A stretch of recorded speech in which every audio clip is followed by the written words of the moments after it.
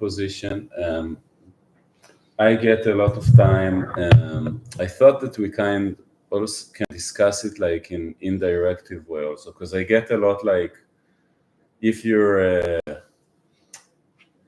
an anti-Zionist, if you're anti-Zionist, then you recognize that the Zionist project is a settler colonial project. Why do you still live there? Right? It's something that we get sometimes. Yeah, it's one of the talking points.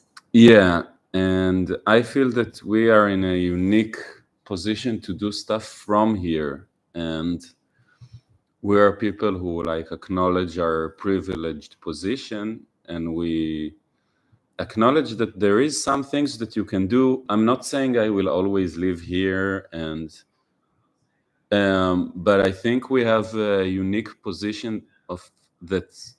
It's special when we're here, right? Like, do you also think that? I don't know. Like, what is your take on this question? Like, why are you guys there if you are against this settling project? Why you do insist on staying on the land, on staying on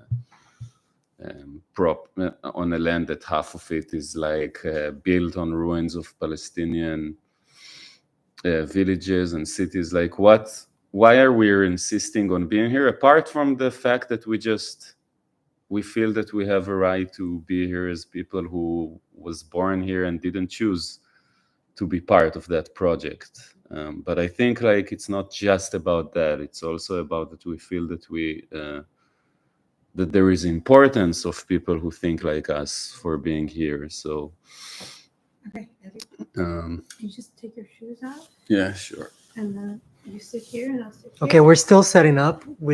I don't think we officially started. No, this is a preview. This is a preview. We just But maybe to continue the conversation, I think a big part of the answer, honestly, is just it's not easy to just choose where you live. Just Elik, direct the camera at gun, please. So each time I have to direct it to the person who's speaking. We're recording with a few devices, so we'll try to make it work. This is very low tech, very low budget, very low everything. Low everything. But here we are. Not low IQ. No. But the quality is high. But actually, this one is catching all of us pretty nicely. Yes. This one is beautiful. This camera is pretty good.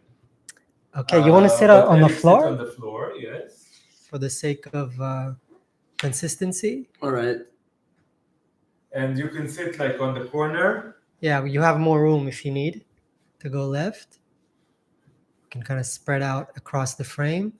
Yes, okay. And this will be here. And we will try to pass the mic to who's ever speaking. And let us start with the tea ceremony. Yes, tea ceremony. And anyone's watching can also pour themselves something to drink. Yes. All right. Maybe we should start every meeting with a tea ceremony. What do you think? For sure. Everything is a tradition now. Everything we do now is like set in stone. Okay. Because this is the first ever meeting. Everyone pass the cup to someone on your left. Mm-hmm. This is the custom in the Free Palestine, right? So we're gonna make a tea toast for a Free Palestine before we start. Yes, I guess so. Aya, do you want to tell Do you want to tell our viewers what kind of tea it is? Give me the mic. Yes. This is a special blend of plants that is good for pregnant people. It's stinging nettles and raspberry leaves and oats and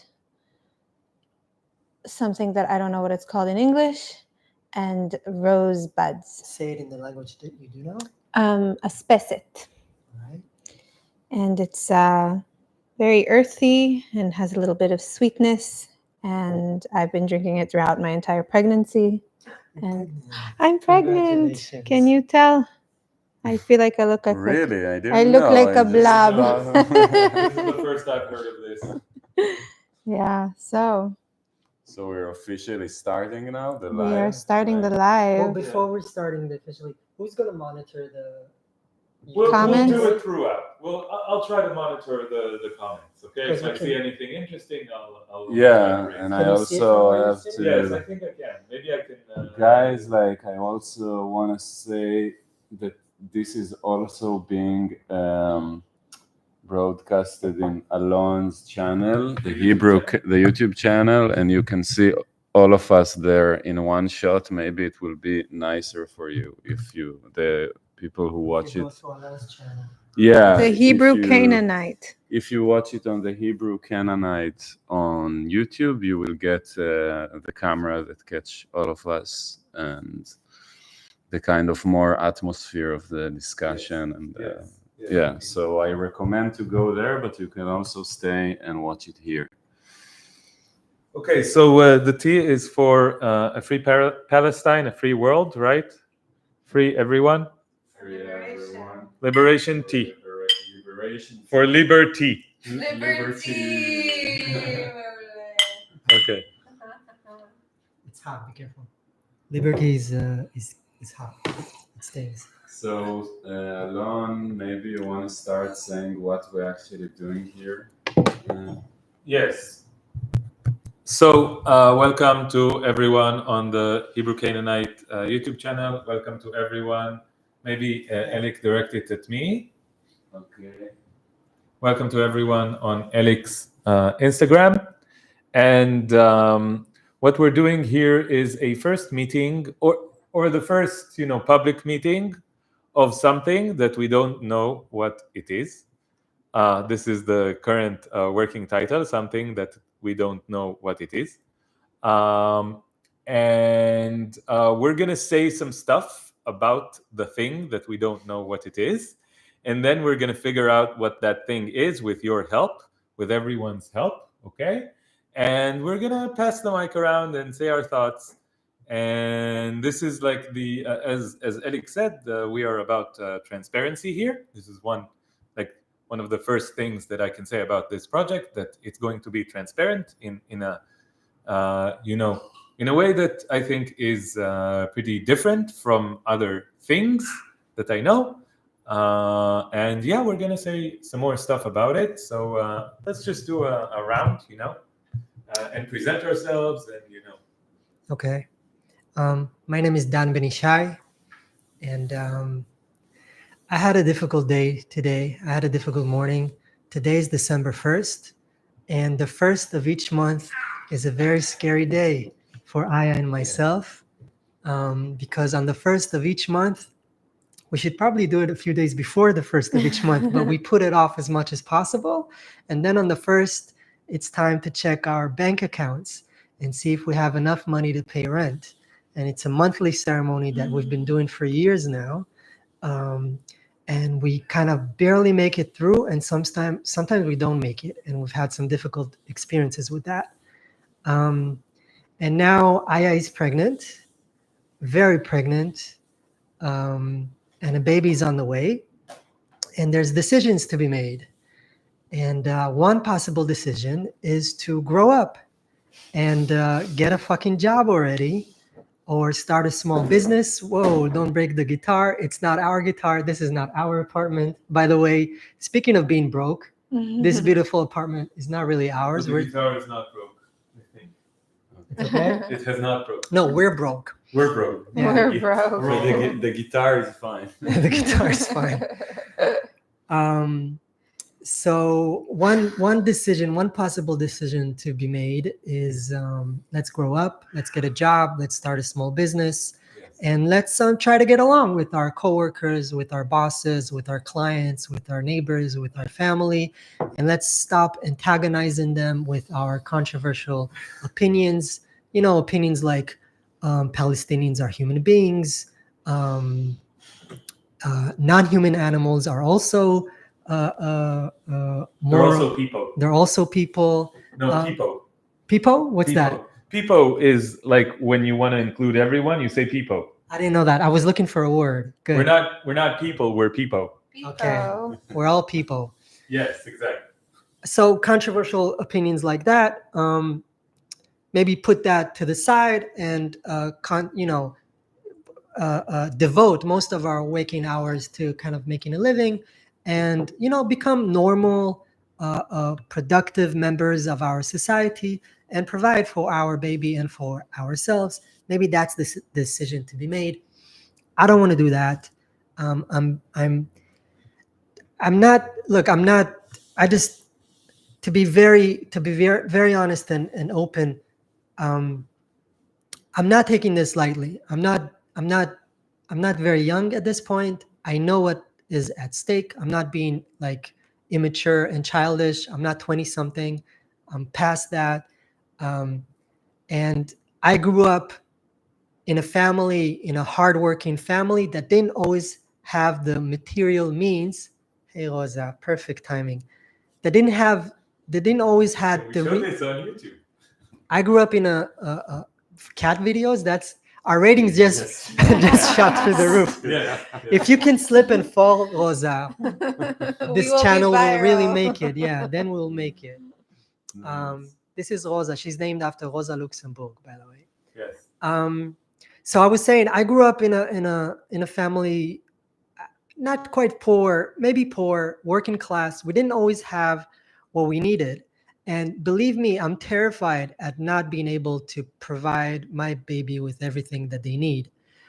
But I'm also terrified of being able to raise a well-fed, well-dressed, healthy, normal citizen, normal worker, normal soldier, normal Zionist, normal meat eater, normal, perhaps we don't know the gender yet, but a normal man with everything that includes, or a normal woman with everything that includes. I'm terrified as that just as much, maybe more so, because if that's all that we're doing, that what's the point, we had a lot of doubts about bringing a baby into this world, a world that we're very critical about. And the reason that we're doing this is because there's just this little, crumble, this little flame of hope and faith that there's something different, there's something else. And if I just give in to this, then what's the point? So maybe we don't grow up. Maybe we don't do that. Maybe we do the other thing. If there's a decision to be made, if we have to choose this or that, maybe instead of retreating back into the society that we're kind of on a journey of going away from, maybe instead of retreating back to that society, maybe we do the opposite. Maybe not less activism, more activism. Maybe we don't speak less, maybe we speak more. Maybe we don't go back into the closet. Maybe we step out of the closet and say, this is who we are, this is what we believe in, and face the consequences. And maybe on the other side of that tunnel, there's a life there, maybe more life, maybe more community, maybe more resources, maybe more. And I do think that's the future. I think Zionism is the past. It's going down, and trying to feel comfortable within Zionism, which is where we live. That's like trying to get a comfortable seat on the Titanic. Let's go forward. Let's go all out. Let's say fuck it. Let's do more of this. And maybe if we put our forces together, our talents together, and we take this seriously, and we take our activism seriously, and we take it to the next level, and we create something that is meaningful enough and impactful enough that other people might see it and would want to support us, so that we would be able to do this and feed our baby. So that's why I challenged the group, prompted the group, hey, let's do something together. I don't know what that something is, but let's get together, let's talk about it, let's imagine something, and that will create change, that will express our values, and will also be sustainable and meaningful. That's my idea of what we're doing here right now. I just want a technical comment. First of all, thank you so much, Dan. This is Beautiful. yes, it's beautiful. It's beautiful. I'm sold. But one technical comment: we had like problems with the mic, so please tell me if you can hear like a noise when I do this, or is this okay?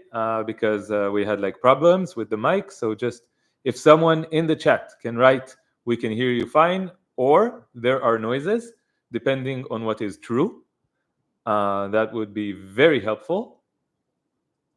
Nice. Mic feeds back when you hold it too close. Okay, we can hear you fine, but we can hear you fine. Okay, so hold the mic. Now it sounds fine. Now it sounds good. And if I do this, does it sound good? Yes, wonderful. Okay, so I will pass the mic to if there are still problems with the mic, just tell us. Okay, just write in the chat. We're new to all of this. We're trying our best. Okay. So don't hold it too close. Okay. So Okay. I won't hold it too But close. maybe your voice is not as. Her voice? My voice. Don't hold it too close. Okay, don't hold it too close. Okay, we'll see. Okay, so hi, my name is Aya. I'm the pregnant mama in the group. I feel like Dan here is my partner, the father of our child. And we've been yearning for community for a really, really long time. There was this sudden understanding in our lives that we need community, that the idea of being alone or just individualistically successful is actually very, very lonely and makes us depressed and miserable. And living in Zionist occupied Palestine makes it very difficult to find community. And I've been part of different communities in my life. The biggest one is probably my family. And during this year, it became very apparent that the values and their way of life does not match my values and way of life, and do not match Dan's either. And after the 7th of October, this need for community really, really, really grew, because even other circles that I was in, like sort of women's healing circles here in Israel, were also like suddenly fascist. And I felt like those aren't my community either.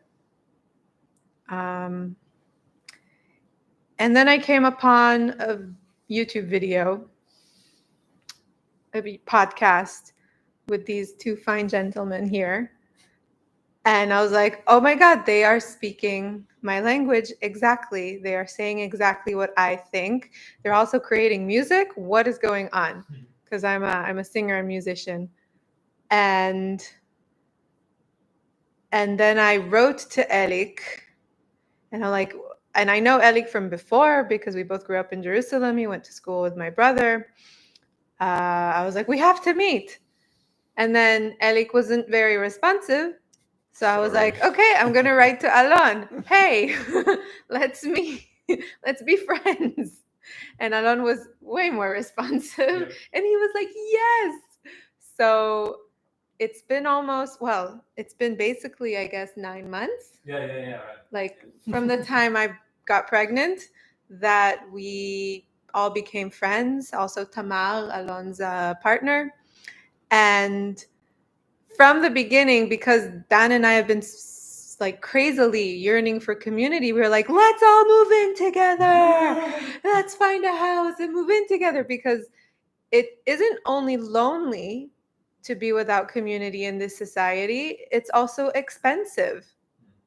Like we both lost jobs and we're struggling financially throughout this entire year.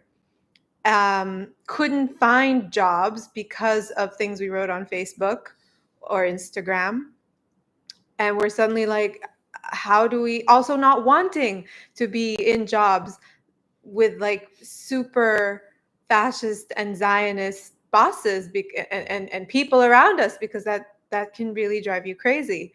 So, but we're both starting like our own businesses, or have been struggling to start our own businesses.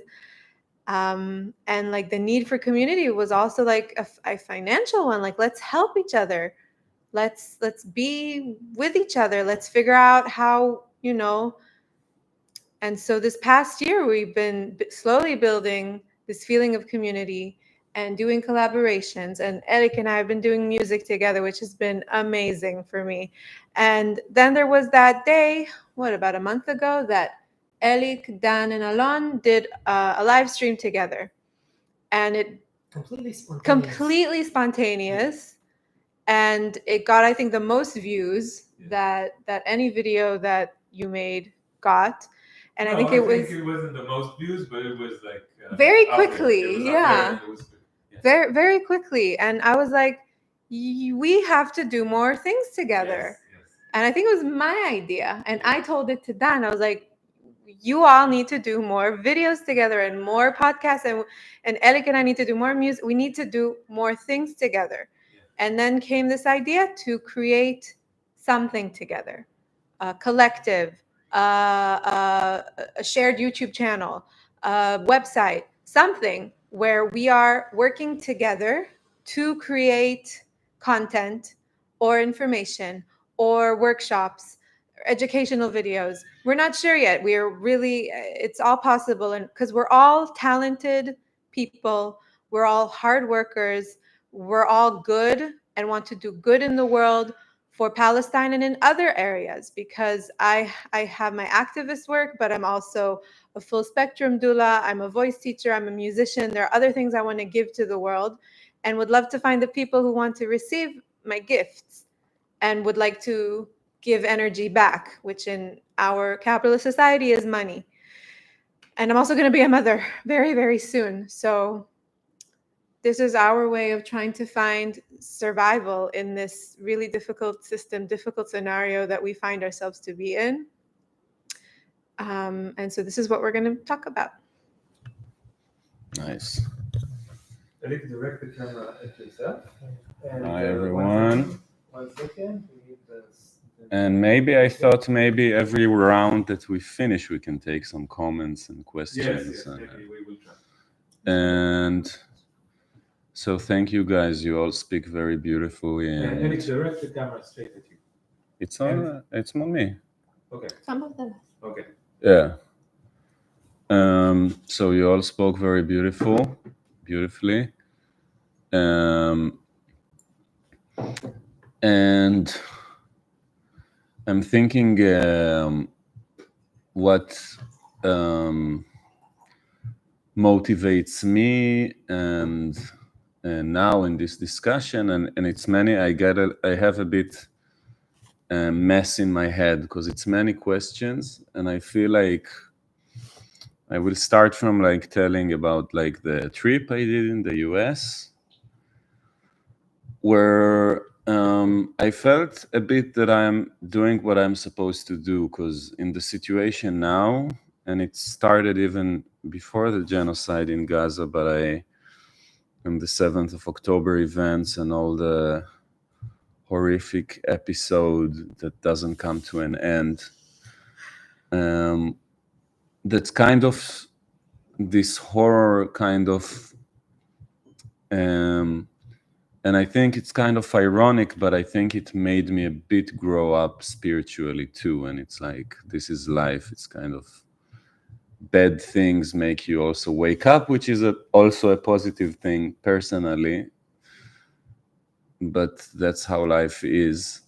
And when I did this trip in the US, I had a very clear understanding that I'm not interested in living what considered in our society a normal life, which is having an apartment, paying rents, paying bills, trying to find a career that sustain you, so you kind of justify your existence in the eyes of your parents, in the eyes of people around you who ask you, what do you do?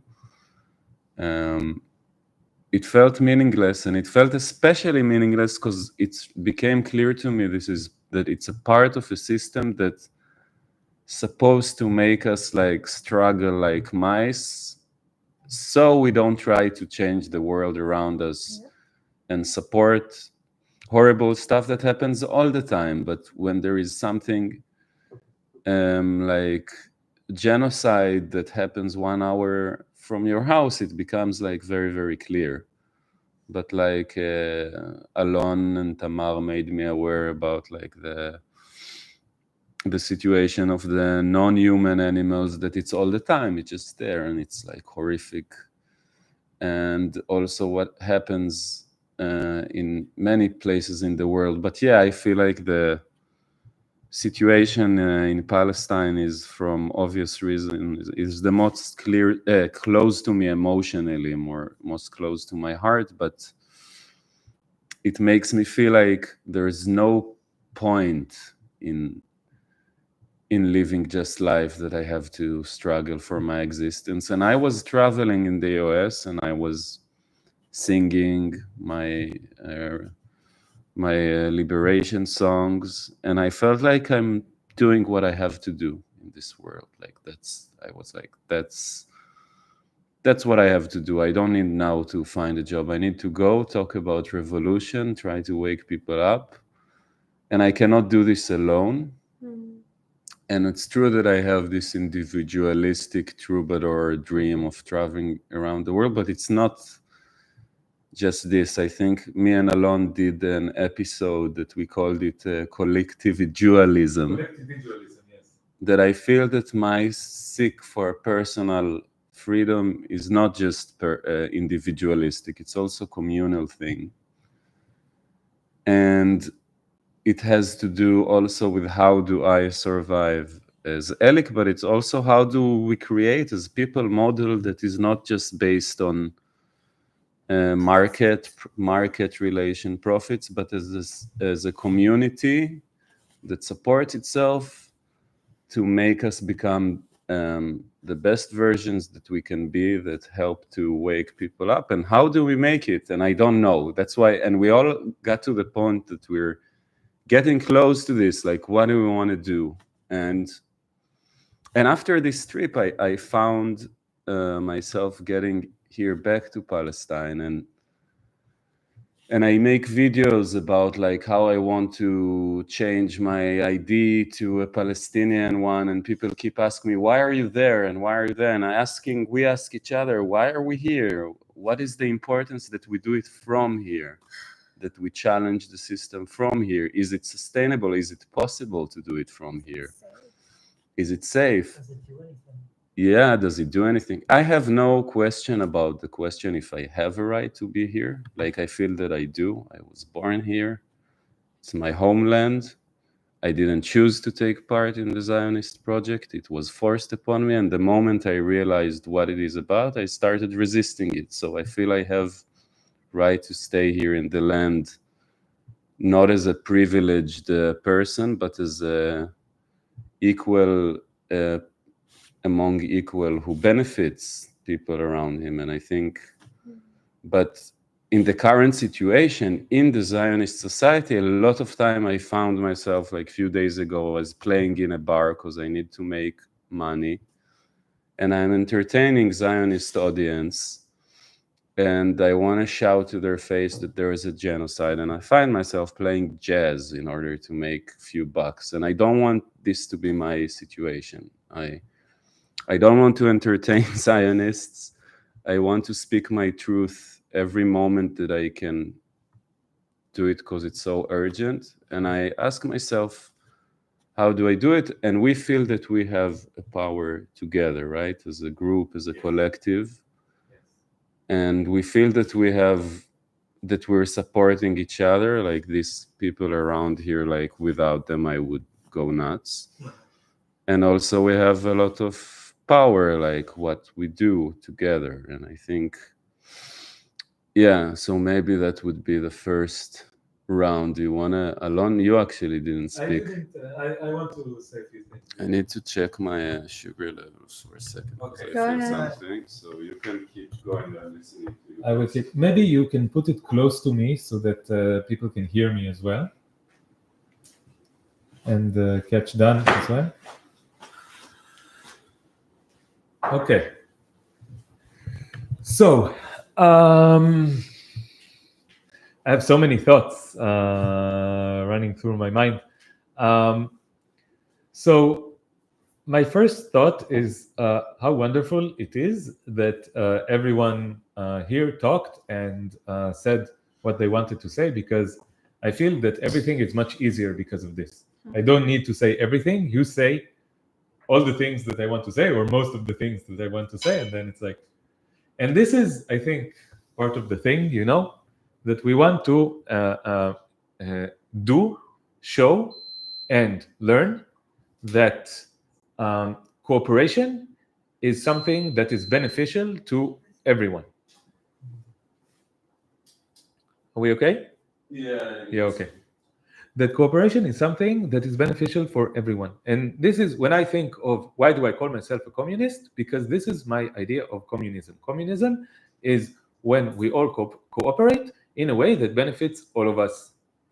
And we're trying to do something like this, I think, a community that benefits all its members, okay? And that the cooperation is making everything easier for everyone instead of creating competition, instead of creating hierarchies, instead of creating exploitation, instead of creating abuse, instead of creating, emotional violence and physical violence. No, we don't want to create any of that. We want to create cooperation. We want to create trust. Someone said something in the comments about trust. Maybe we will read some comments after. Create trust, and to see how, when we join forces, everything is much easier and much nicer and much more productive as well, because we have goals. And the goal, my goal is to bring what I said to everyone, everywhere, all the time. Just this attitude of cooperation, this attitude of trying to do good for everyone around you. This, if we can bring this to more people, I think we have done at least a significant part of our job as people on this planet. And I want to say, we were all talking about like work. I want to tell a story. I want to tell a short story. I was working, that was a few years ago. I was working in I was teaching math at this project that was, when I arrived to this project, I thought that it was like a social project and like something that benefits society and something that is innovative on a teaching level and stuff like that. And the idea was that I taught math and other teachers taught computer science and programming to ultra-Orthodox Jews who came from Jerusalem, who came from Bnei Brak, who came from other places like that. Who would usually not get that kind of Yes. So this is, I will explain briefly about the ultra-Orthodox Jews. Many of them, most of them, are quite poor and they are not an integral part of Israeli society. Maybe you heard that many of them are anti-Zionist, or at least not Zionist in the classical way. And these people usually only study Torah. The women work usually and raise the children. It's a crazy situation. And the men usually just study Torah. But these guys, they wanted to integrate into Israeli society and they wanted to learn math and computer science, and they wanted to find high-tech jobs for them, okay?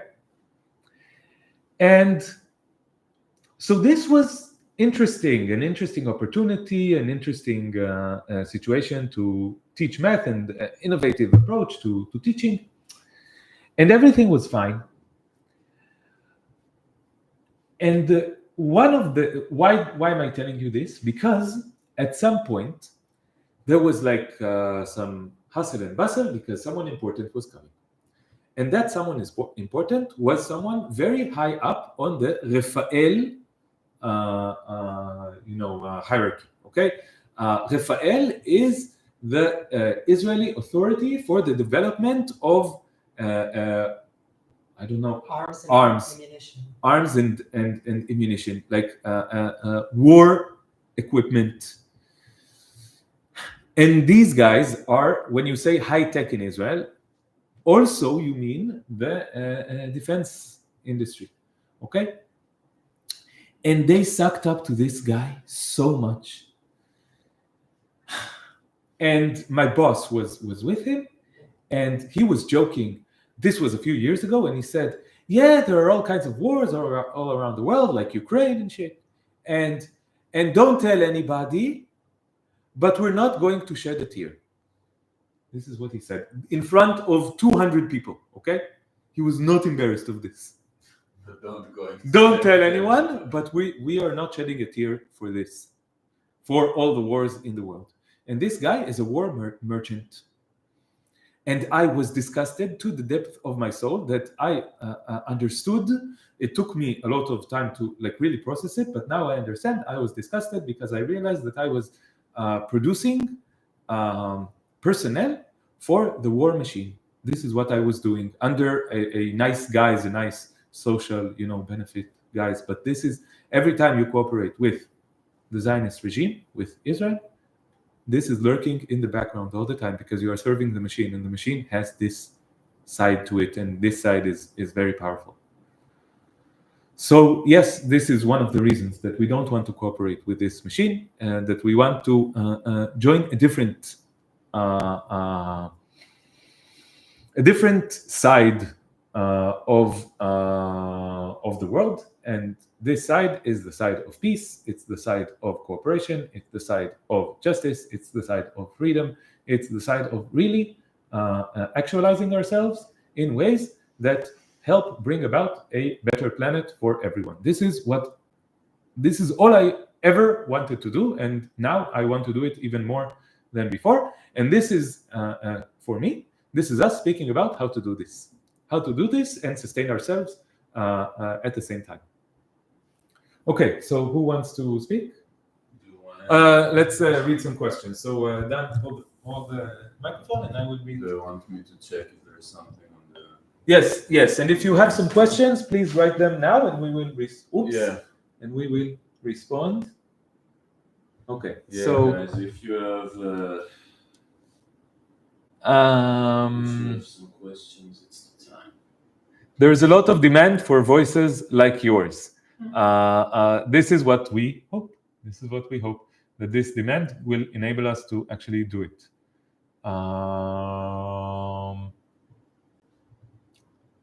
Hello from Cyprus. Hello, Cyprus. You guys are exceptionally brave. What do you think about this brave thing? Elik, you said something about this, right? You want to pass the mic to Elik. If I'm brave, somebody asked, how can we support you from outside Israel? Or yes, okay, we will talk about this extensively. Yeah. Because that's the thing. Like, I feel like there's many ways. Hi from Morocco. Wow, that's super cool. Yes. But you said about being brave. What did I say? Do you have some? Can you remind me? You said your thoughts about, are you brave? Are you not brave? What does brave mean? Right? You had some thoughts about that. Yeah, I don't remember what I told you, but I can just say what you think now. Yeah. I think, first of all, that I don't know. I feel I constantly deal with fear, and I don't feel I'm brave all the time at all. Like, for example, yesterday I played that gig, and my inner call was to sing one of my songs about the genocide, and I didn't do it. And I found myself entertaining people, and I felt this inner, a bit of self-loathing when I surrendered to my fear. And many times, and I feel like I have to speak in Hebrew more and to confront people from my society more. And I also feel that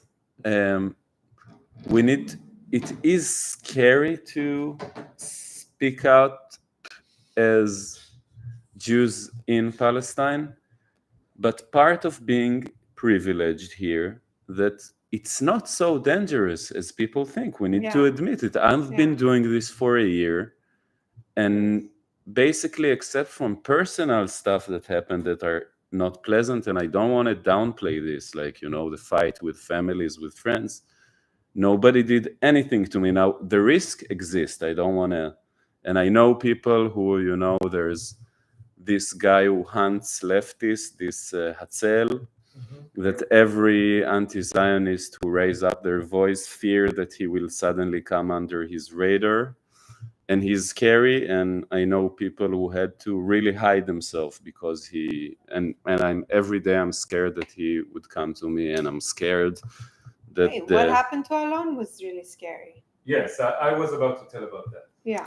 So it can be scary, but on the other hand, I'm doing it for a year and nothing happened to me. And I want, if there's any Israelis watching this who are afraid to speak up, I want to tell you, the more you would speak up, the more it will become less dangerous for us. The less you speak up, it become more fascism. Like fascism builds up and is feeding up from that fear.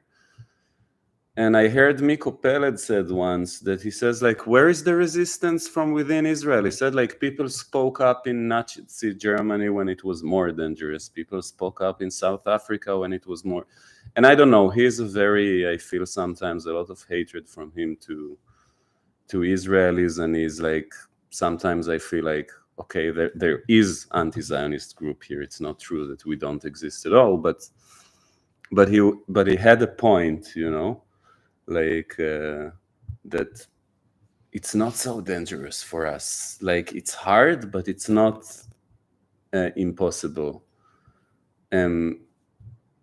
In a way that it is making difficulties. Like I don't know, it's hard to find job. It's hard to, but nobody knocked on my door. Nobody put a gun to my head. Nobody threw me to jail. Yeah, so I don't know. I don't know what to think about it. What do you guys think about this? You wanted to say? Yeah. Well, maybe these things haven't happened yet, but you have been immensely brave, Elik. You and Alon, like you're both very outspoken, and I feel like a coward next to you. I mean, all your songs and your music is brave because you just tell the reality as it is, while my music is powerful maybe, but it's also not as, I don't know, as radical, as angry as it should be sometimes, I feel. And like I didn't post things on Instagram or on Facebook. I did a little, and then when the minute I got a bit of backlash, I like took a step back because Scary.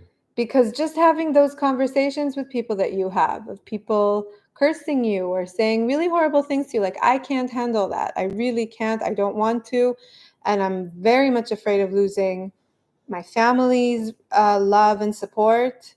And but you're still here. What do you mean? No, you were putting up your face here. You were showing. Well, this is a big deal. What we're doing right now, this is a big deal, and the fact that I am doing things on the side, I'm hiding it from people that I'm afraid that they won't agree with it. So I feel like I could do more, and it's part of the things that like breaks my heart. Like I feel like there's so much I could do, and I don't do it. What? And you're growing a child. And I'm growing a child, and that's the maybe the bravest thing that I've done, that I am doing.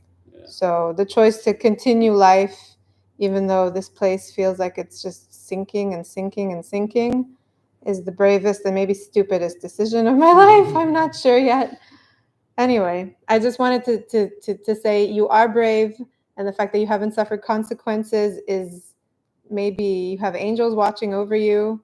We don't want that to happen to you, of course, but yeah. But I am scared. Yeah, and you are, and you were threatened. Your life was threatened, and that was scary for you. Yeah. So yeah, and just putting ourselves outwardly outside of the society is scary, and the fact that we're doing it, yeah, makes us brave.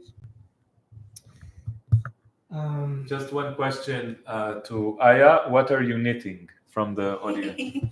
Yay! I'm knitting a baby blanket for the baby, and I haven't finished it yet because I thought I ran out of the wool, and I wasn't sure what to do. And then I found another thing of wool of the same color. So I want to finish it before the baby comes. So I hope this is not distracting to anyone, and it's maybe actually relaxing. It's relaxing me.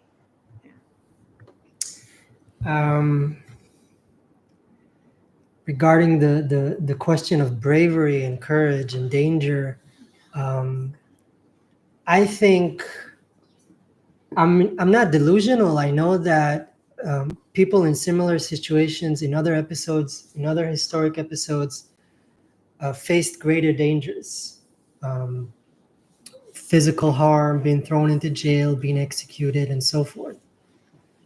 On the other hand, this is like, we live in a society which is very mobilized. Okay, it's not like the USA, where the ruling classes are okay with the huge masses of human beings just being distracted by Netflix, and we will take care of it. Everyone here are mobilized. Everyone here do the military. Everyone here is a part of the project. It's very totalitarian in that sense. And to take yourself outside of that project and to oppose that project, that puts a label on you. And we all know that. In our society, forget about the legal situation and all that, just in terms of the way society sees you. You're a traitor, and a traitor deserves death. That's where we live. We have no delusions about that. That's how people feel about us. Yeah. The majority of people around us, that's how they feel about us. Yeah. Now, will they act on that? I don't know, but we know that that's what they feel. They tell it. They tell that to our faces. Yes. So to take the step of being, I'm going to be openly anti-Zionist within Zionist society after the 7th of October. Yes. Yeah, it's a bit insane, huh? That's kind of crazy. So just to give ourselves that It's is the good difficult. kind of crazy. And I think that the fact that we haven't been significantly harmed yet. Yes. Now, we have been harmed. Yeah, we've lost family. We've lost therapists. We've lost livelihood. Not lost. They're still alive. Okay. We lost connection to our family. Yes. We lost workplaces that we couldn't work in anymore, and so on and so forth. And you're going to share your story as well. Yes. But it's also what might happen. It's also what we see happening to people like us, who are sometimes taken to the police or are hunted down by the Hatzel, this person. Yes, the shadow. And I think the fact that this hasn't happened to us yet is because we're not that influential. Yes. They don't know us that much. We're just a few people with some social media, and that's it. But I think we've been holding ourselves back because we didn't want to be too successful in our activism, because we didn't want that target on our backs. And to say, no, we are going to go all out. We are going to say, fuck it. I don't know where that might end. Yeah. I think there is courage in that. There is bravery in that. Now, I'm not saying we're brave and therefore we do it. I'm saying we do it and therefore we are in a situation where we have to be courageous. I think courage is just something that life demands of you sometimes. And you might be in a situation that doesn't demand courage. And you might find yourself in a situation where it demands courage just to go on. And I'm not saying we're courageous. That's not what differentiates us from Zionists. I think that the reason that we are anti-Zionist is completely accidental, is because we are, I don't know, on the spectrum, or weirdos, or we've been traumatized, and our personal stories, for whatever reasons, we weren't successfully socialized into the society. So we were able to be critical of it at some point. But then we found ourselves in a situation that demands courage. And I think this situation does demand courage. And I think, I had to find courage to go to the office of that professor. I've written an assignment, and this professor said, I can't give you a grade for this. You've written stuff that are immoral. Come see me. And and it kind of brought up, traumas from my past of being invited to the office of the school, principal, or in the military. And this it's throughout my life over and over again. So And what was the immoral thing you wrote about? Just in Uh, short, or it's too much gonna for now? it might take us off course. It wasn't Okay. even particularly The anti-Zionist. UK wasn't like the good guys in World War II. Was it like that kind of thing? I'm afraid it will take us too much. Of Okay, course, let's leave it for I now. will say It was fascism. It was fascism. Okay, it was fascism. That's what it was. yeah. Okay.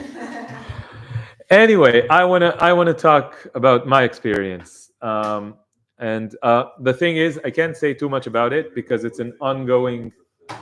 Yeah. Okay. Yeah, so I can't say too much about it because it's an ongoing legal process. I didn't believe that I would say these words on live on Instagram and YouTube, but whatever, I need to. So some people who I kind of know, they filed like a slander lawsuit against me. I think it's political persecution. And they never mind, I'm not going to say anything about it because you understand why I can't say anything about it. But the point is that like I got a foreclosure on my bank account for like a week, and my dad is a lawyer. Okay, my dad is a really good lawyer. And if okay, let me say this: if it weren't for my dad being a lawyer, and if it weren't for my family having sufficient funds, I don't know what would have happened. I don't know what would have happened. My life might have been ruined. Like, I don't know financially. Like, I could have become home. Like, I don't want to think about it, but like, if I didn't have the means, I could have become homeless, or I could be like late on my rent. Like, I wouldn't know what to do. Like, I would be. And these are people who know me, okay, who know me, and they did this to me knowingly. Okay, so there is a danger. I learned something from this. I learned how to like manage myself in a safer way. But in fascism, you don't know where the next attack will come from. This is very we're walking a fine line here. Okay. Okay. So but okay, I just want to say everything is okay. Everything is okay. My dad helped me. My dad helped me. Yes, yay to my dad. He's really helping me. He's like, so he's a Zionist, okay? But he's like, other than that, and that he eats meat and dairy. Other than those two things, Other than him being a Nazi, like squared, Nazi squared. Other than my dad being a Nazi squared, he's a-okay. He's amazing. He's amazing. He's an amazing dad. He's an amazing dad, and he listens to me, and he will understand. He will understand everything. Anyway, did that experience make your dad understand anti-Zionism better? I think that it cracked something, like some small thing in the wall of defense that he has as a member of the Zionist cult. Like, he saw fascism like in action, and like, because it's his fucking job to do like this legal shit, he knows that what happened to me was like extreme, was like irregular, was like, no, this doesn't usually happen. So he had to like face head on that his son was politically persecuted in the fascist regime of Israel. Okay. because he looked at it and he said, "Hold on, legally, this is very strange. This Yes. lawsuit. Yes. This is very strange what they're trying to Yes. put together against you." But- and he was kind of perplexed about it. Yes, but Okay. no more than that. We don't want to say anything like more about this. Now Yeah. okay, we don't talk about this anymore. Okay, but just so you understand like the context in which we are working. Okay, but in this context, we want to do the best that we can. We're gonna be very careful. I wanted to say there is a difference between being brave and being stupid. Okay, and Elik, I think that you playing your song in that gig would have been stupid, not brave. Okay, and this is why you didn't do it. Okay. But, I have a question. Yes. Okay. Okay. Like, Go ahead. Go ahead. The video that I made that I said that I want to replace my identity card with the one that says That's brave, Palestine. not stupid. That's not stupid. No, that's brave. Like if Atzel gonna find out about it. I have an answer. I have an answer. I have an answer. But first, describe the video. I have an to answer. the audience. I want to describe it. I will say a few words about what it was. It was a video about Elik wanting to tear up his Israeli identity card and replacing it with the identity card of a free Palestinian state. Okay, and I think that this is brave. Why? Because it accomplishes something. Okay, and you did the math, and the math of like how much it accomplishes, as opposed to how much it damages my image with my friends, how much it how much it might put me in danger. You did this calculation and you decided, yes, I'm doing it. You didn't do any calculation. It felt like doing it. Your gut did the My gut calculation. did the Your gut did. What I think is that you if you need to make an important decision, you think and you think and you think and you think and you think, and then you stop thinking and you just do what your gut tells you. Okay, and I think that this is what happened. Okay. Yeah, you know what helped me? I just want to say, there is a good friend, Annie, from that I met in Seattle, and she once asked me the first time I did a photo with a Palestine flag, and I was afraid to put it up, and I was like, what's the consequences if I'm gonna put it on? And she asked me, but what are the consequences gonna be if you don't upload it for you? And every time it helps me a lot of time. That's I want to, like, spiritually, mentally. I just want to say one last thing before this becomes one of the podcast episodes. Alex. No, but we will. I just want to say one thing. I see like people watching us. There are 30 people on Elik's Instagram, and there are 144 people on YouTube, and I think that this is like what keeps us, one of the things that keeps us, it's our sense of commitment. And also for me, I feel like a historic context for what I'm doing. I feel like this is historic in some sense, so we are committed to this.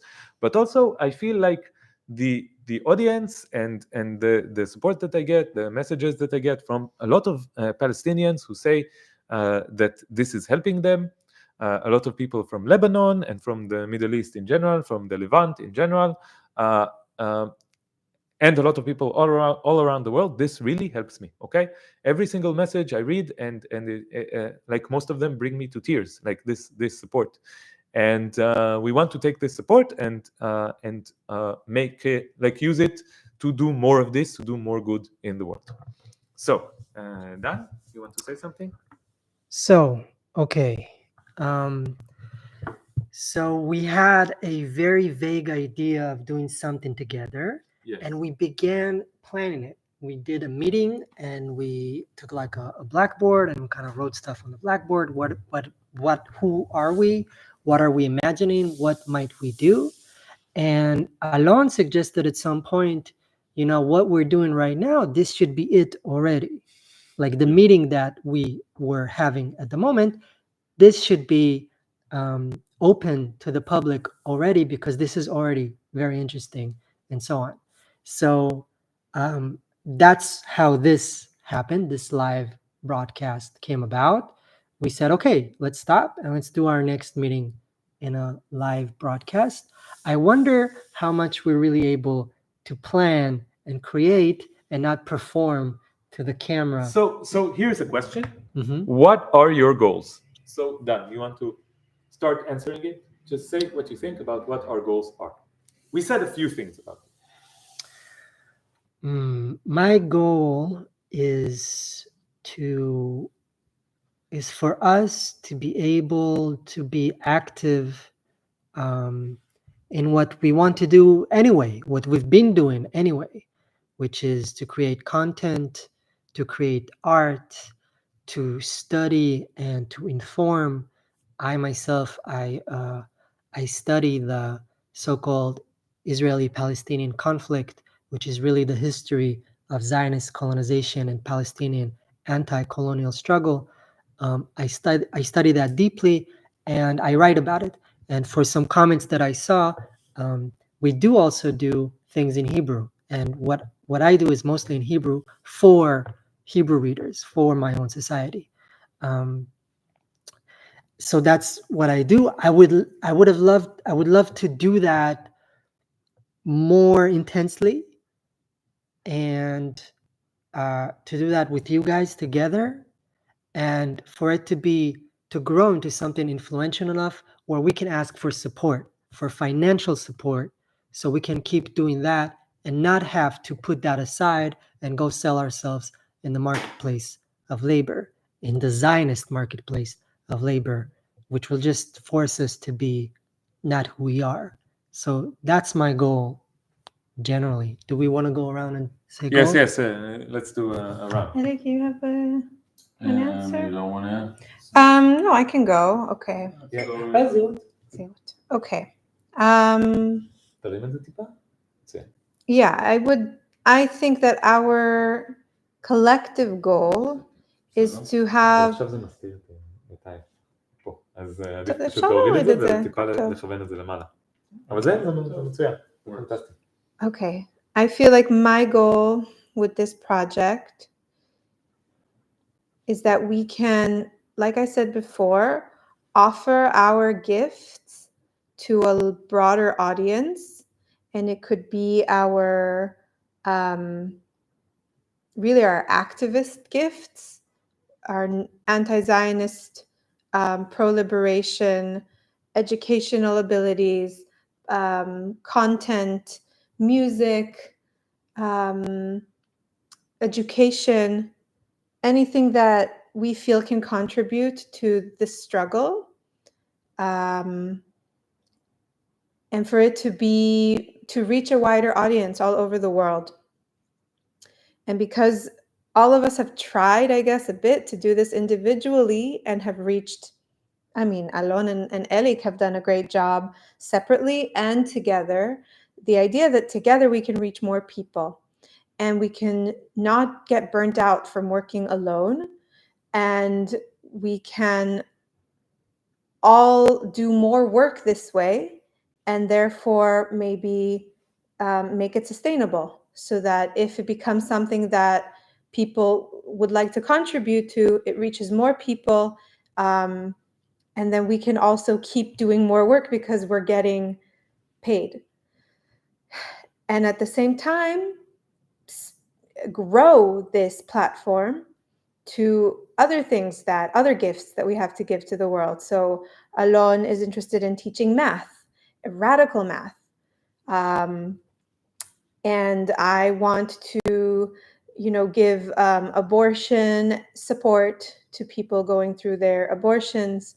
I want to teach about reproductive justice, and human rights and reproductive rights. I also want to connect people to their voice and give singing courses. And I want to create music that is also music of liberation, also music of healing. And I want to create content about raising a child radically.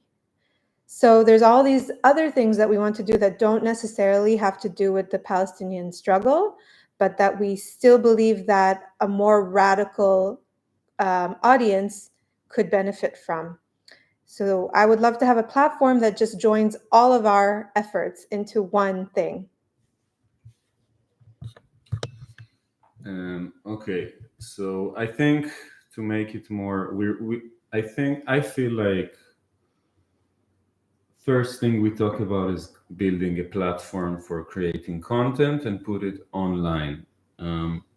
But now, and to make it that we can work on it full time and get financial support from it for people who support us. I want to challenge us and say, what? So actually, are we saying that we're open a business? That's what we're doing. Why? And we're just going around it. I'm intentionally. I don't think the word business is accurate, but maybe I'll say something about that. No, but I'm intentionally asking this because I think I want to be straightforward about this, because it's not opening a business, but on the other hand, we recognize that we need support, but I just wanted to ask you guys, why is it not that?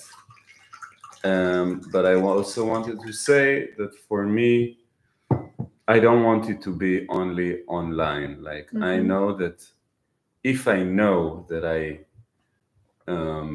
not dependent on the Zionist society for income, so I can go and do a protest here in the street that I sing my songs and make people pissed off like shit, but I don't need to be so afraid. Like, I know that I'm not dependent. I want to be free from them. Yeah. I want to be free from them. I don't want to feel I need them and then I need to hide myself because I need them. The true war of independence. The true war for independence. And I also want to say that support for me is not just financial. It could be ideas. It could be spreading the word. And it could be in like, okay, you don't have... of collaboration. We like your content. We want to make a video out of your stuff. We spread the message. We can invite you to come to place and do like all the ways that we can get help in a way that is not just about like, putting a price tag on stuff. Like, that's how I feel like, and I a bit felt it when I was like in US, like suddenly I needed to fix my bow of the viola. The bow. Yeah, and then in like an activist group, there was a girl who was working in it, and she did it for me for free. Wow.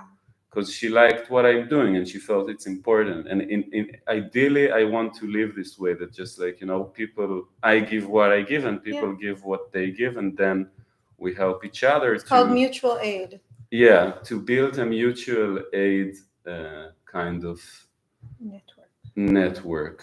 I need to answer a recurring question. Okay.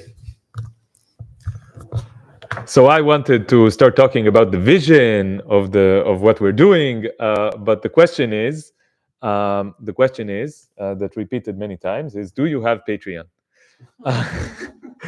So let me just address this question. We will open a Patreon. Okay, yes, wonderful. We will open a Patreon if there is a desire, a wish to help us in this way. We will open a Patreon. We will do a designated video about this, about what we need to think about, like how exactly to do the Patreon. But just the details will be ironed out, but we will open it and we will do a video about how it works and how you can support us with Patreon and other such avenues for support. Someone is saying we can make it possible to give a tip on YouTube. Okay, yeah, these things, we need to do it. We need to do it. We are technologically, impaired in this way. We don't know exactly how to do it. If someone knows how to do these things, like technically, and wants to help us, so this is one of the things that Elik was speaking about. If you want to help us, please write us a message. Maybe write to me an email. I will write my email. Dan, hold this, and I will write my email. How do I do an at? Is it? No, What's the at? this one? Don't you know? Oh, okay. But no, it doesn't say it on it. Dan is pretending like this is like this keyboard is not the problem. I think that's my email. Okay. You can email me if you want to help. And yes, we will do videos that explains all the things. But now I want to talk about the vision, okay? And I want to tell about like this vision that I had. I was talking to Khader. He was a guest on Yalla. I think it's episode 5, right, Elik? Khader, imagining our future with Khader. And he's an amazing person, and we had a lot of deep conversations since. And in one of the conversations, I had like this vision that we were building a web of connections, of cooperation, of acquaintances, of mutual trust, of financial connections, of connections made through collaboration and working together. And this web, everyone is sitting up and only, okay. And this web it was like creating itself as I was thinking, as I was speaking to Khader. Every time we make a connection with someone in this web, we strengthen it. And this web, it seemed to me like the web of a free Palestine, of a free planet. And now above ground, there is a lot of fascism, there is a lot of hierarchy, there is a lot of patriarchy, capitalism, all these supremacist systems, human supremacy, colonialism, imperialism, all these systems are above ground now. They control the world. And I feel that there is a moment, a historic moment that is coming. It's like been coming for a few years now, and we see things getting more and more intense. And I think that the moment is that people are understanding what is going on here. And creating this web, I believe that we can create an alternative for this world that is problematic, to say the least. We create an alternative, and this alternative is something that is appearing all around the world. It's like bubbles in a boiling pot of water. Okay, you see all kinds of bubbles all around, and then at some point it reaches the critical temperature, and there is boiling. So we are one of the small bubbles, and this bubble is in Palestine. And I believe that Palestine is a place that has great significance in this revolution.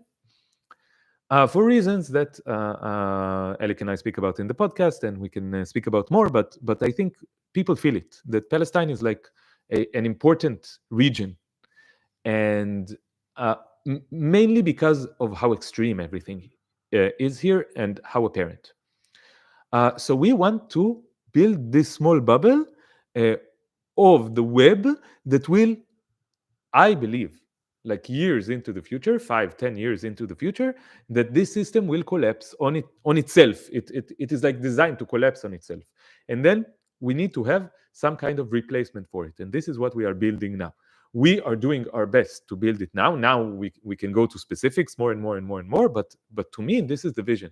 We are building this web of resistance to the old system, to the corrupt system, to the hierarchical system, to the exploitative system, to the supremacist system, to the violent system, to the imperial system, to the colonial system. We are building an alternative, okay? And I think maybe one of the aspects of this alternative that we didn't mention enough yet is that we want to make connections with the community here in Palestine. So Palestinians who live in the West Bank, inside the 48 lines, all Palestinians who share our vision, at least to some extent, we want to cooperate with them. And we want to give whatever we can give to communities around Palestine in ways that will help to free Palestine and the entire planet. So this is the goal to me. Who else wants to say some stuff? They're saying hi from South Africa. That's cool. Hi, South Africa. Wow. Yeah. And someone says, should we say hi to the Mossad agent who is probably monitoring this chat? Hi, Mossad agent. Hi, Sochen Mossad. Ma nishma? Malcolm X used to give speeches and say, hello, friends, family, followers, and enemies, because he knew that someone, and he was right, that someone in the crowd and probably several people are actually police agents. Yeah.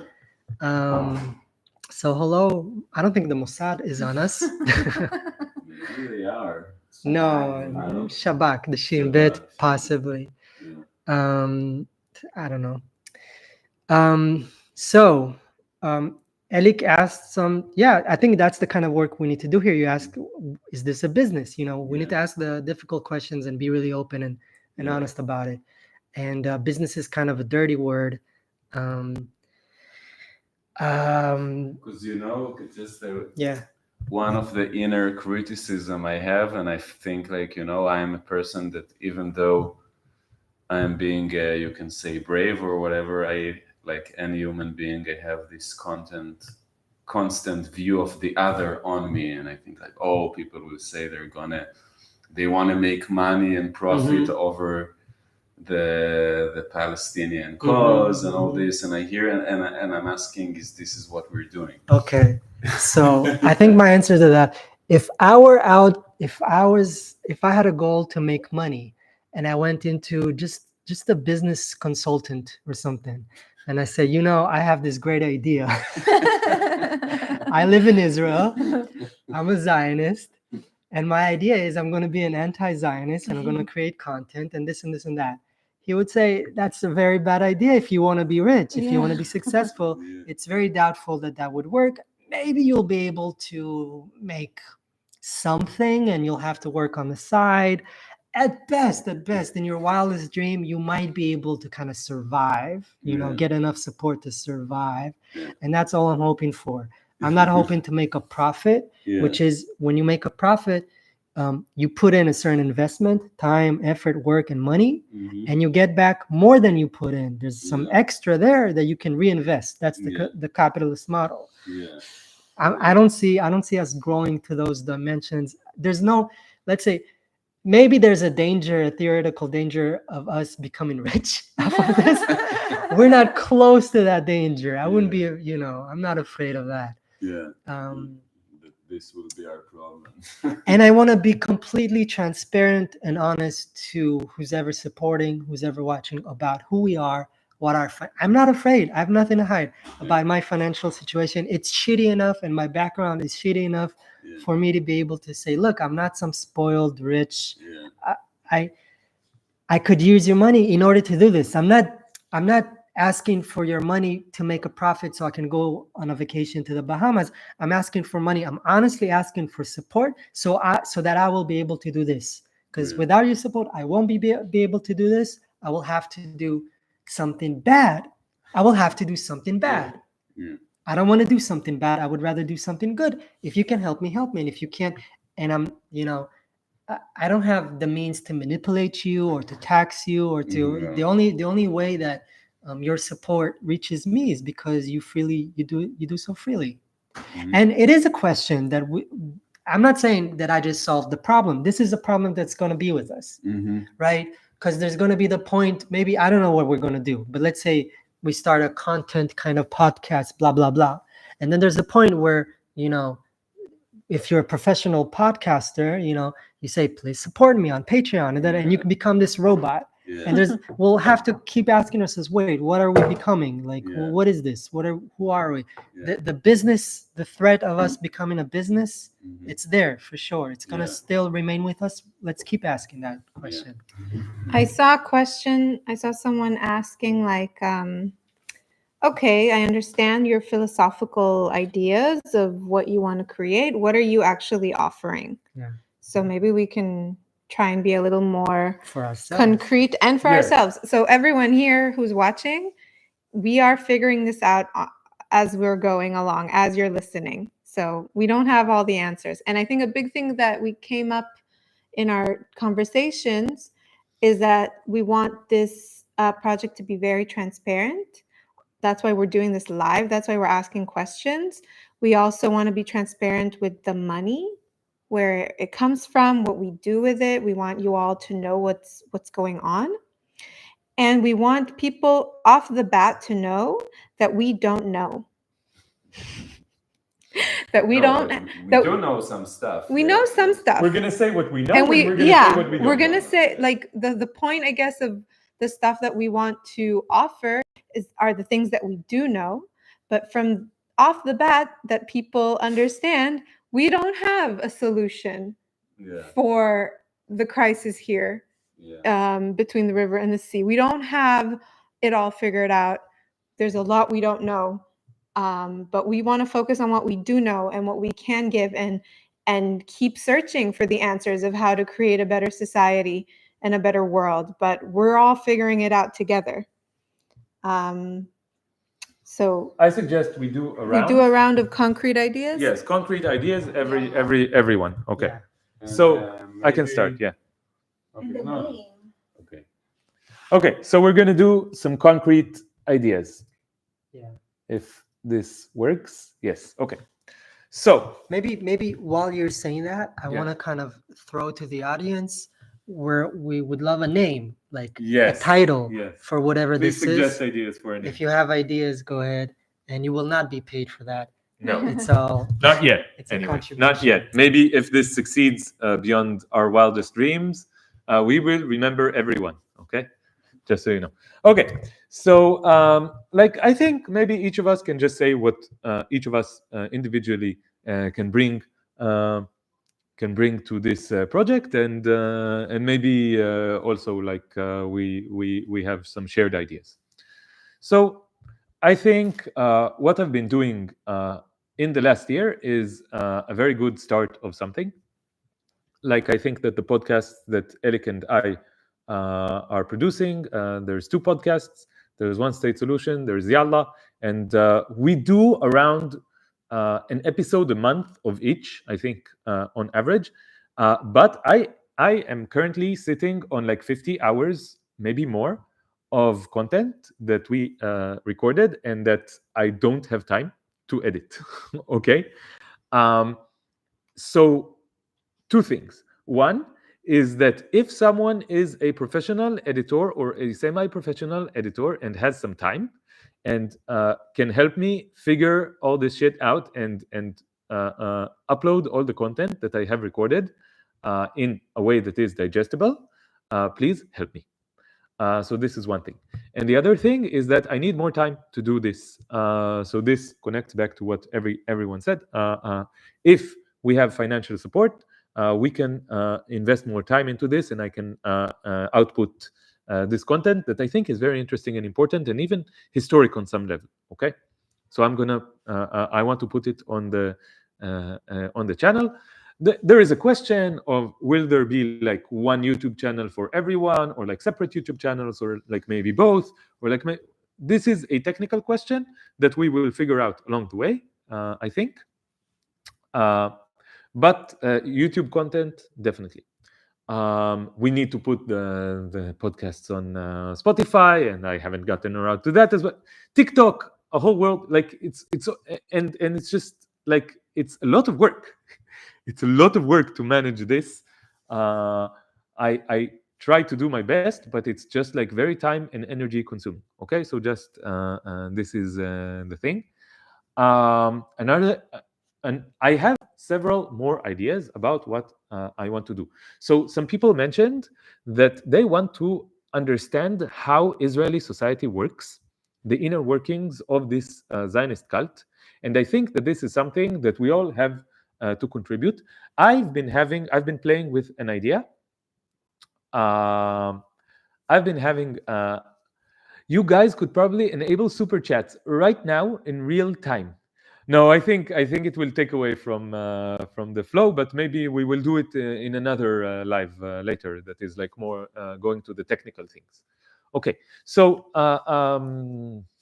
what was I on about? Do you remember? Dissecting Zionist society. Yeah. Yes. Okay. So I had an idea that I've been playing with, that I can do like a live session every day or a few times a week, where I just go over the news channels and the news websites, and like Facebook, and like read to you posts and read to you some stuff that says a lot about. This is something that I do. Like we have a WhatsApp group where we exchange like all kinds of things, and we always have like this post, and it's like, look at this ridiculous leftist Zionist bullshit, And I think that this is something that we can do. Again, I just haven't gotten around to it. Okay, so it's like all these things, all these ideas that I have, and further along, I think I can. I've been having thoughts about creating, like me being on YouTube. The idea started as I wanted to do math videos. Okay, to do math teaching. And I wanted to do it in a radical way. I didn't want to do it at university anymore because they were very square in their approach, ironically. And they didn't like my more original ideas. So I was like, fuck this, I want to do it on YouTube. But I never managed to make it a reality. But after October 7th, I started speaking on Instagram, on YouTube, about what is going on. And this like gave me experience. And now maybe I can use it to also do what I had planned to begin with, which is math, but from a very radical, as radical a point of view as I can. I think there is a lot of things to understand, and that it can be very interesting to our radical audience. And also like philosophy, like I wanted to sit and read philosophical texts and analyze them and say, like, Elik and I had like this moment. We were at his father's office. We were sleeping there because we needed a place to stay in Jerusalem. And there was this book by Kant, right? The critique of practical reason. And I said to Elik, I bet you. So Elik's father, now he is objecting to the genocide, but he wasn't always, the usual thing. I said at the time, I said, I bet if I opened this book on a random page, I could make the case against the genocide. And Elik, do you think I was up to the task? Yeah, you were very good. I was very impressed. So we had like three tries where we opened in a random book, and I think that this is a nice exercise to do live. Like read books and like comment on them and like play with it at a philosophical level. I also like to talk about films and other forms of art. Like I have a lot of stuff going around in my brain that I think would be interesting for a lot of people to listen to, and this could be a platform where I let all of this out in the most creative and beneficial way that I can to the world. Okay, so this is my spiel. Okay. I just want to say a lot of people are writing interesting stuff. We're not responding Maybe live. we will do in the end, we will do like 15 Maybe, minutes. but we won't be able to catch it all. I just want Yeah. to say we'll read it later. So thank you. I'm seeing some of the stuff. Does the chat save itself? Yeah, we can read the chat later. I think I right? can save the chat. Yeah. If you know how to save the chat from a YouTube live, please tell us in the chat. Because we don't want to lose all of these comments. And someone said that they would love to know what Israeli media and newspapers are saying. So I think that's... I just want also let's include animals too. Yes. Also let's include all animals. Yeah, here are 4 animals of the biological species Homo sapiens, and all animals deserve respect and freedom and justice. And we want to talk about that too. Yeah, that we want to have a channel that is about veganism and Yes. and animal rights. Yes. So we've been having thoughts about that as well, like how to make that. I have a lot of thoughts because I've been an activist for non-human animal liberation for over 13 years now.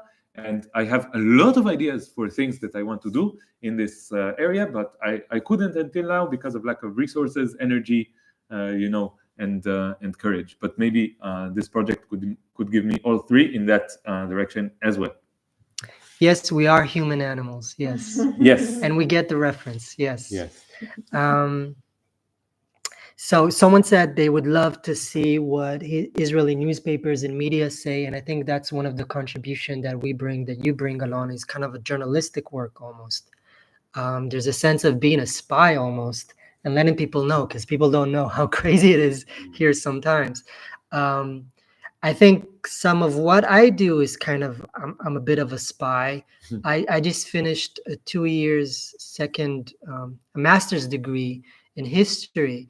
And I studied in a very conservative Zionist faculty.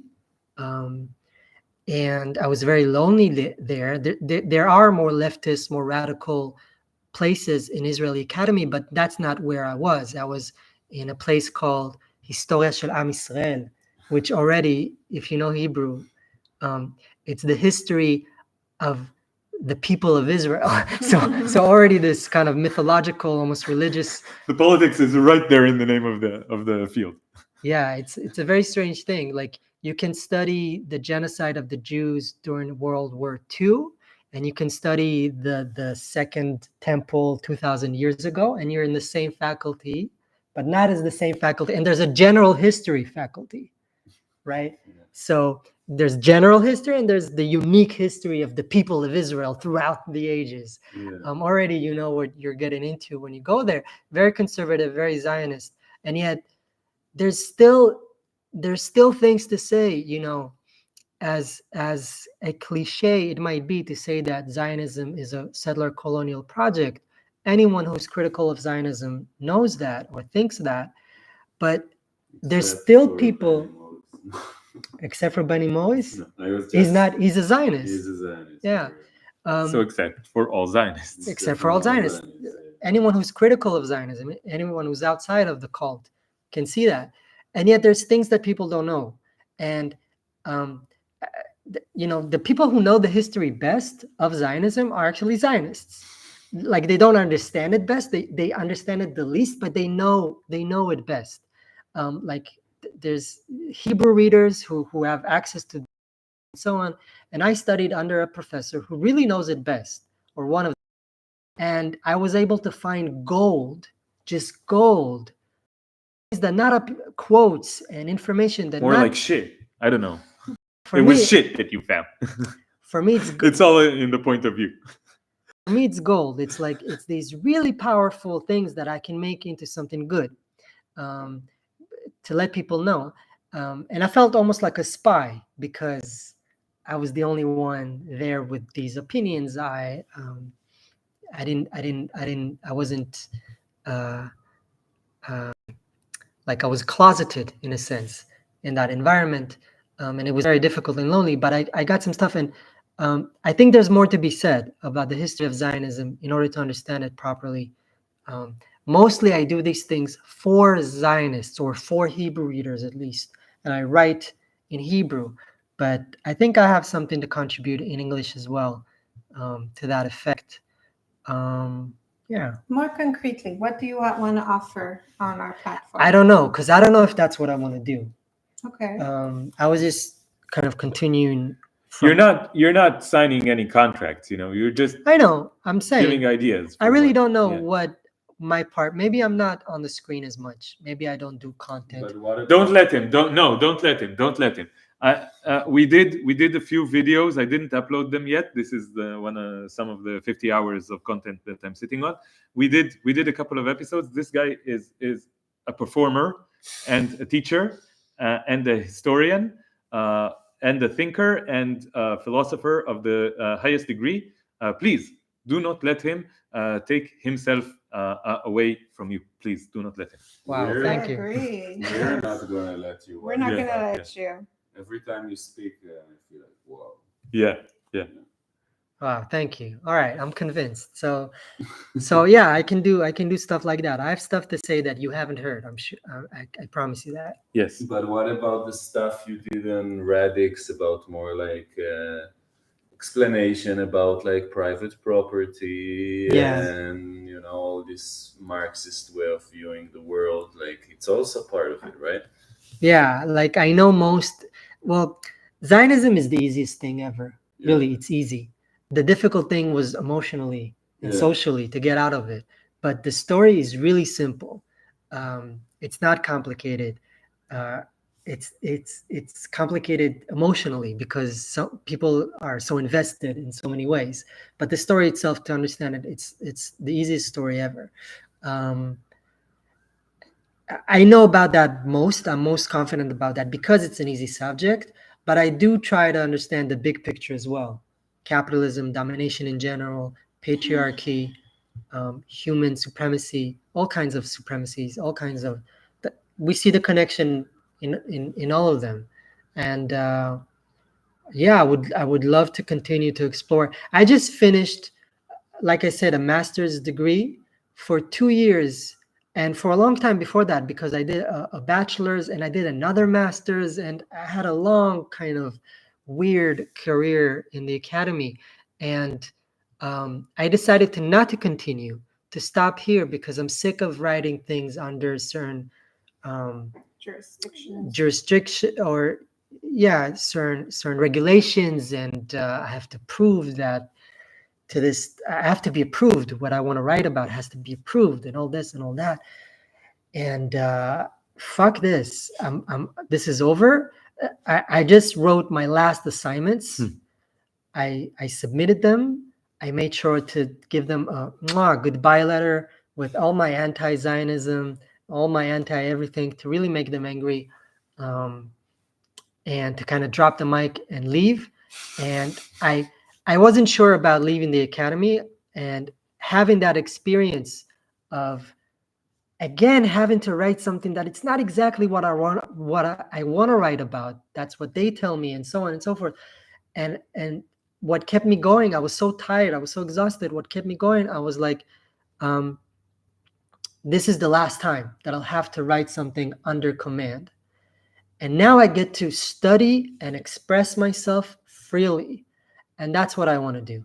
And I want to just do the stuff that are interesting to me. That's it. Not because someone tells me that I need to write about it.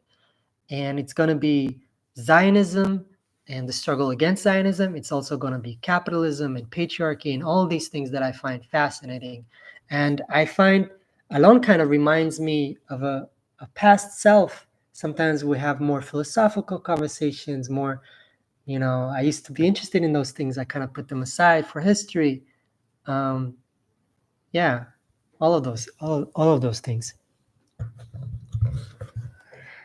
So I want to build up on what Dan was saying, was that, and also to sort of answer to some of the comments that I've seen. We believe that the struggle in Palestine and the struggles all over the world for liberation are connected.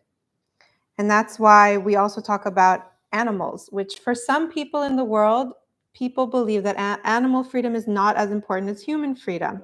And I can understand that. I might not agree with it anymore, but I can understand that. But we, from our knowledge, from our experience, we see the connection between all types of oppression and how one oppression is connected to another and one liberation is connected to another. And that's why we are very much involved in so many, plights for freedom, because we understand that our freedom is connected to other people's freedom.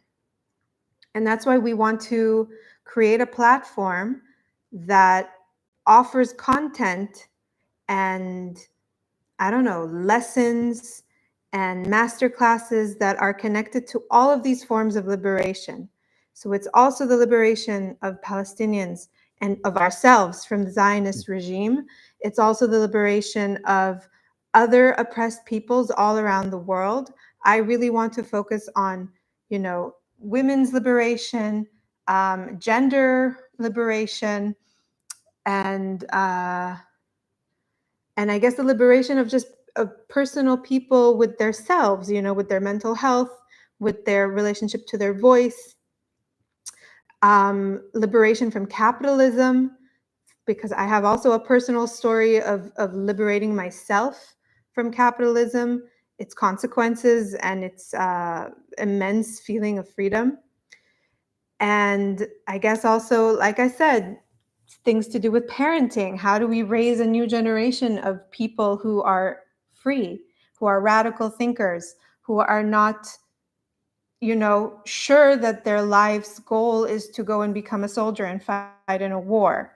How do I raise my child to be loving and accepting of all creatures? So that is just what I'm living right now and want to share with the world. And yeah, concretely, I would love to offer myself as a one-on-one Zoom therapist or healer. I would love to create maybe like webinars about voice use in a very liberating way. I would love to participate in podcasts with Dan when we share our experience of raising this child in Zionist society while trying to live outside of Zionist society and capitalist society, and Rape culture. All of it. Like, it's all these connecting dots. I also have in the back of my mind, the global catastrophe that we are all facing with the climate crisis. How do we deal with that? How do we create a better world so that we can keep living? How is Palestine connected to that? And I would love to create music with Elik and with Dan and do more musical shows, more recordings, maybe put out an album, do fundraising concerts for Gaza, and that more people can contribute to Gaza, because we're asking for support and we wish we could just give it all to the people who really, really, really need it right now. And hopefully there will be so much abundance that we can share some of it. And we don't know where we're going to end up, honestly. Like, we don't know if it's going to stay safe for us to live here. But as long as we live here, we're going to use our energy and our resources to create a better place. So if we have to go and be part of whatever it takes to heal the land of Gaza, which is hell on earth right now, then we will do that. If we can create musical circles of prayer and healing for us and for other Palestinians, then I want to do that. And if I know that I can do that and not spend time creating prayer circles for Zionists, which is what I've been doing this year, that would be amazing. And if I know it, that I can raise my child and pay for rent and have food and medicine, that would be a great relief.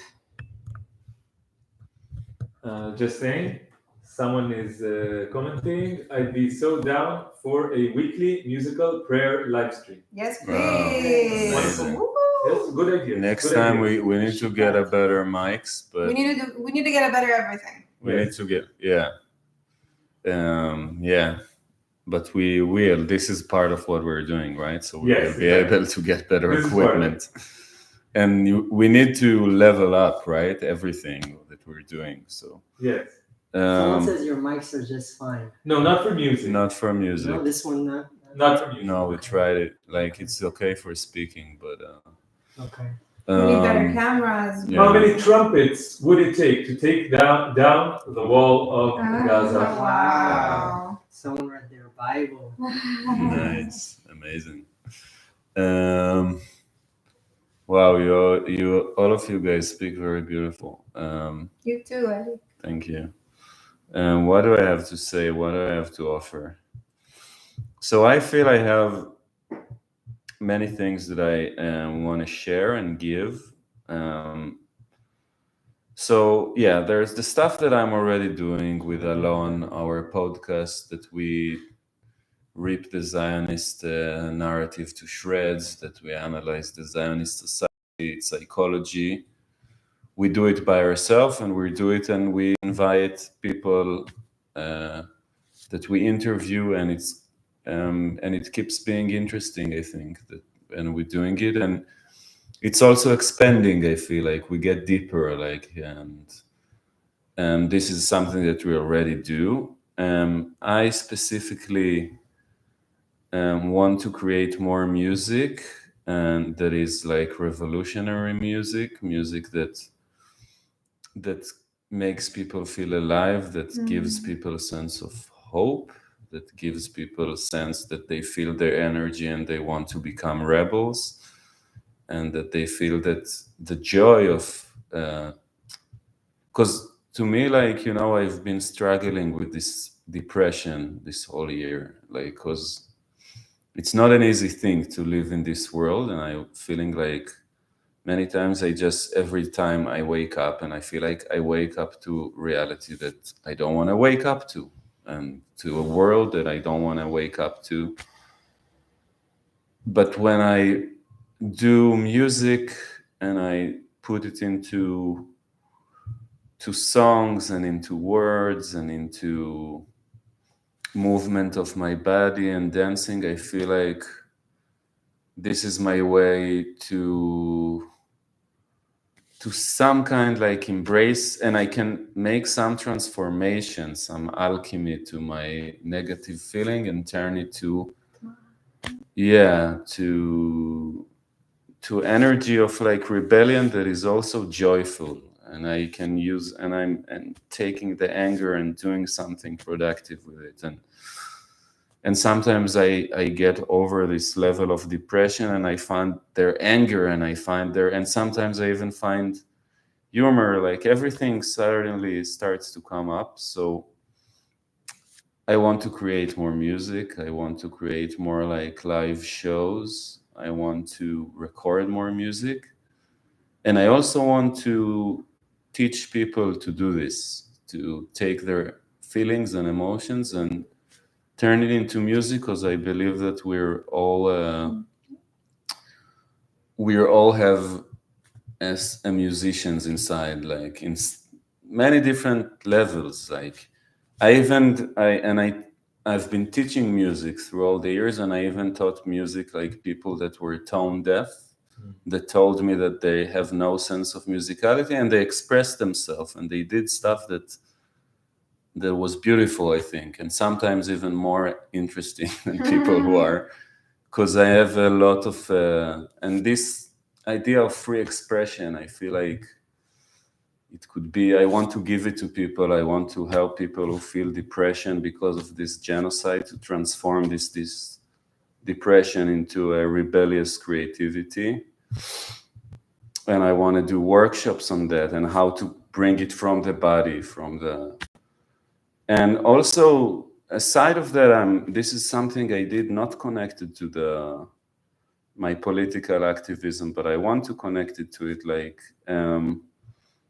there's a kind of method that I'm practicing that I developed from having hand pain that made me like I couldn't play my instrument for a year and a half because I had like inflammations in my arms and I had to quit like playing and I was depressed. And then I started listening to the pain that I had in my hands and I started working with it, and it became some kind of method of bringing creativity from pain, using pain to create. And I want to teach people to do this because I think the body has a wisdom of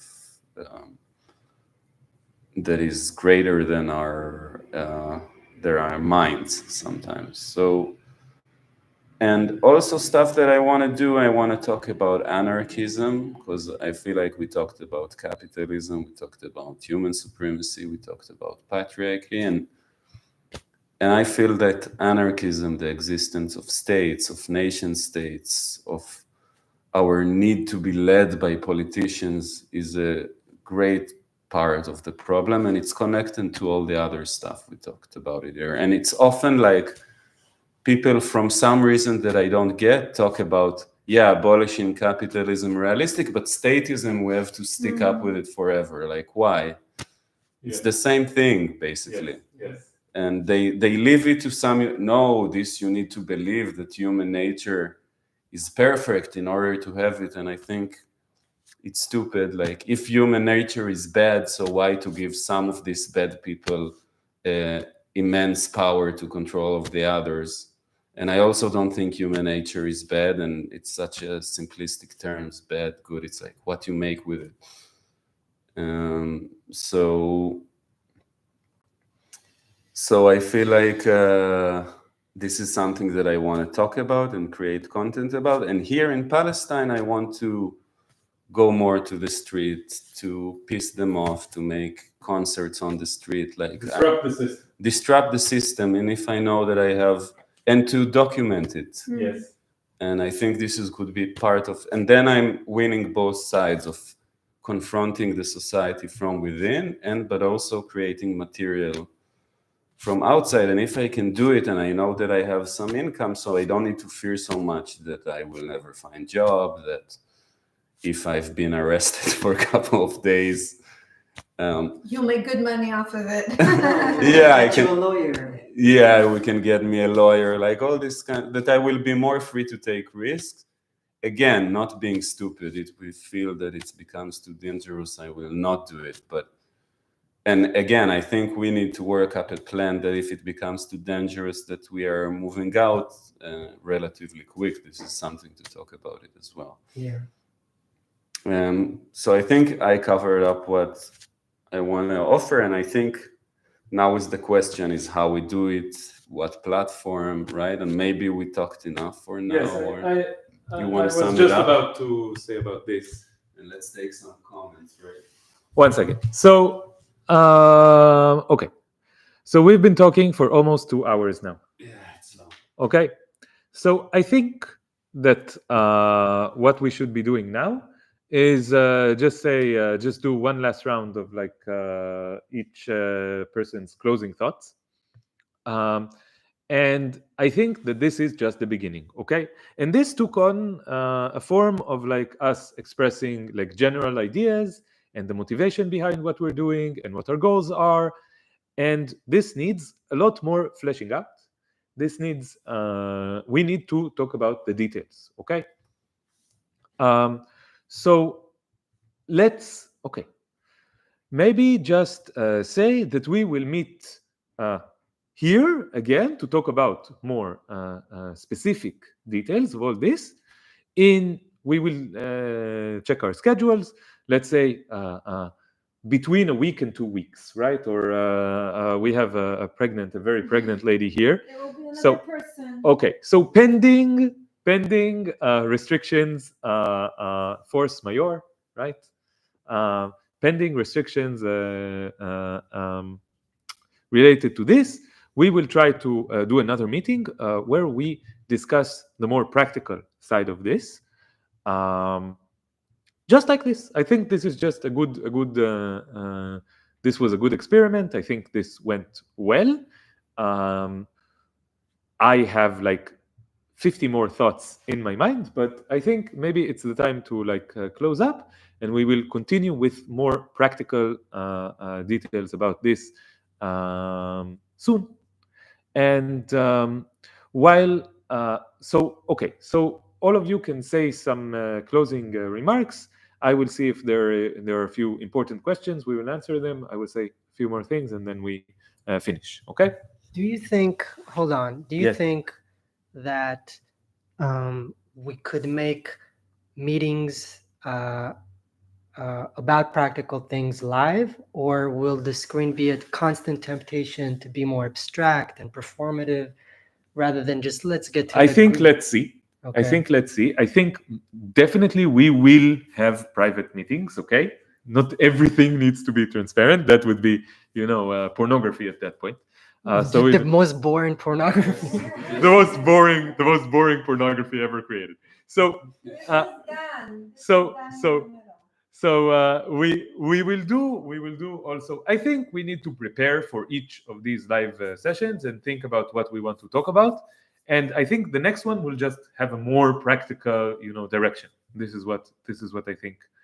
But we're trying to do everything on in an anarchical way. Okay, I made some suggestion. We can all decide about what to do. This is the thing that we want to decide together, right? So like, what do you think about this? All right. I think we'll have a conversation in Yeah. private, and then we'll see from there. Yeah. But we'll definitely keep this connection live with the audience. I think this was wonderful. was What we were wonderful, doing. Yeah. a lot of fun. Do you guys have anything to say shortly? That Dan is the father, for those who were not sure. But we're gonna raise him collectively.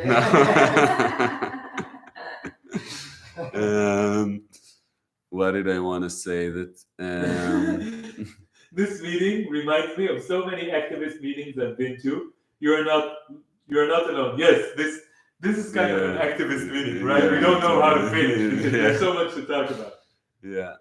Yeah, I don't know. I feel I said most of the stuff I have to say. I'm just thank you guys. I feel I'm very lucky to get to know you, and thanks you for all the people who've been here. Yes. And what I don't have. Okay, so I think this is good. I think we spoke for almost 2 hours, and this is we explained, I think, very well what kind of thing we want to start. There are the details that we need to start working out, and I think we will just do it. In the next live session, we will talk more about this. When we were talking, I had so many ideas just fly into my brain. Okay, so like this is a very fertile environment to think about ideas and to actualize ideas. So I just wanted to say, I think it was Max who wrote a mathematical joke. Thank you. I enjoyed it very much, and I will not explain it to anyone. So thank you. Yes, Max took the role of entertaining the mathematicians of the house. Okay. So thank you to the audience for all the great suggestions and great thoughts. We're sorry that we didn't have more time to answer and interact with the chat. I was thinking, like on a practical level, maybe next time we could have someone sitting on the chat and like answering via text, one of us, or we will see. We will But see. maybe just to say, if you have an ideas and stuff that you feel like we missed your point, so email Alon, right? Yes. Ideas of stuff to do, because we need ideas. If you have ideas for support and what we can do and all that stuff. And technical things, please. Yeah. So and you people who watch on Instagram, I'm still don't have that many followers, so I do answer direct messages. So you can contact me. I always like and need new friends. I feel it feeds me up, like to have good people from all around the world. So you're welcome to approach me, right? Yes. All right. Yes, send messages on Instagram. We try to respond to as many messages as possible, but sometimes it's difficult. Okay.